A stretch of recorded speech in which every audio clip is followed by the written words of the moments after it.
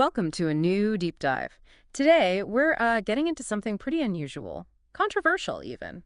Casu marzu, the Sardinian maggot cheese. Yeah, it definitely gets people talking. We've got this audio recording excerpt. It really explores the whole thing. So our mission today is to unpack that for you. You know, how it's made, what it's actually like to eat, and the culture around it, the regulations, all of that. Pulling out the key stuff. Sounds good. It's quite a story. And really, to get it, you have to start at the beginning. The cheese itself. Pecorino. Right, pecorino from Sardinia. Mhm. And the source mentions the sheep are specific too. Oh, absolutely. They're Sardinian sheep, incredibly hardy. They can survive in really tough conditions. Just eating a bit of grass and still producing milk. It says a lot about the place. And getting that milk, it sounds like hard work. Milking by hand, twice a day. Yeah, and the yield is tiny. The recording says about 2 liters per sheep per milking. Wow. Compared to a cow, which is like, what, 15 times more? Exactly. So it's low yield, high effort right from the start. That dedication is sort of baked in. So you get the milk, then you make the base pecorino. The source describes that process too, right? It does. Heating the fresh milk, about 40 degrees C. Then the curdling. You see the curds and whey separating. Big chunks. Yep. Then mixing, beating the curds, pressing it gently to get the liquid out. And that basic pecorino, it needs, what, 3 weeks to cure? About that, yeah. Yeah. But that's just the beginning, stage 1. Okay, so stage 2 is where it gets unique. Yeah. That's putting it mildly. You actually cut the crust off the cheese. The source uses this great analogy like you're opening the restaurant for flies. Opening the restaurant. Okay, so you're inviting them in to lay eggs. Pretty much. Then you leave the cheese. Dark, cool hut for 2 to 3 months. And that's when the transformation happens. That's it. The eggs hatch. Yeah. Larvae. Yeah. Maggots. Right. And here's the crucial part. The maggots eat the cheese as it's, well, rotting. It passes through their bodies as they digest it. And that process, that digestion, is what creates the unique, legendary flavor and texture the source talks about. Yeah. That's the moment of magic, apparently. A very, very specific kind of magic. Okay, so the cheese is ready. What's it like? The visuals must be something. Oh, yeah. The recording describes it clearly. Pecorino cheese, full of visible, moving maggots. Moving, right? You can't ignore that. No. And the source does mention potential health concerns. It's careful about that. Talks about extreme cases, potential for tearing the intestine, vomiting, bleeding, that kind of thing from eating maggots. Okay, that's serious. It is. Though it also notes these specific maggots are smaller than, say, blue bottle flies. Yeah. Still, it's a risk. Definitely. But people do eat it.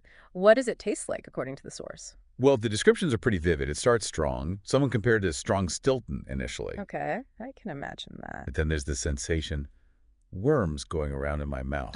That's a direct quote. Wow, okay. Intense. Very. And the taste apparently develops, becomes very, very rich. It goes across the mouth. And the strength just builds.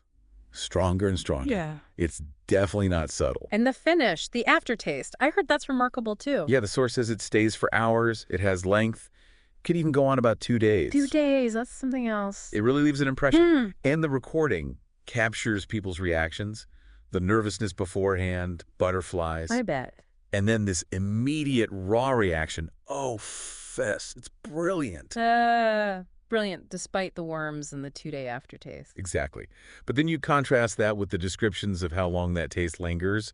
There's even some humor mentioned about worrying if the maggots might, stick around. Okay, let's maybe not dwell on that image too long. Fair enough. So beyond the making and the eating, which is fascinating and maybe a bit unsettling, this cheese means more, doesn't it, to Sardinians? Oh, much more. The source describes it as more deep in our being, in our root. It's called our heritage, part of your history. It's really deeply tied to their identity. Their resilience, maybe, given the environment? That feels right. Which makes the next part, the ban, even more significant. Ah, yeah, the regulations. The source mentions Brussels bureaucrats banning sales about 30 years ago. Yeah, it's essentially because they got the fear, as the source puts it. Health concerns. How did that go down locally? Well, initially, apparently laughter, disbelief, like, nah, they can't be serious. Right. But then it became a quite serious drama.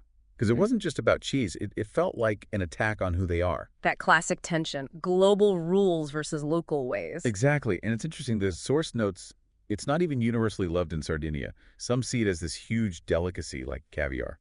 But others, Mm-hmm. The producer's own wife and mother, apparently they hate it. Really? So it can be heritage, even if you personally don't like eating it? That's the fascinating part. The source mentions people saying they defend this to the death. Mm-hmm. They might not eat it often or ever again maybe, but they understand it's part of their home, their culture. Its importance goes beyond taste. So yeah, it definitely causes tons of controversy. It's like a focal point for all these issues. Biology, taste, culture, rules.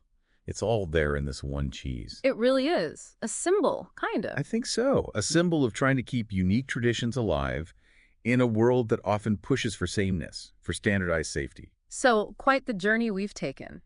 From those hardy sheep and the careful pecorino making, through the flies and the maggots doing their magic, Right. to the really intense taste, that crazy long aftertaste. Yeah. And then landing on this deep cultural meaning, bumping up against these bands. It really forces you to think, doesn't it? Mm-hmm. About what counts as food, what's safe, what's heritage. Absolutely. Which kind of leads to a final thought, maybe for you listening. Thinking about kasu marzu, this thing that's both a treasure, a delicacy, and also banned for safety reasons. It makes you wonder, how do we strike that balance between global health standards, which are important, and preserving these unique local food traditions, these parts of cultural identity? Yeah, what's the line? What makes something a dangerous food versus, well, a challenging but valuable part of who a people are? Definitely something to chew on, hopefully without the 2-day aftertaste.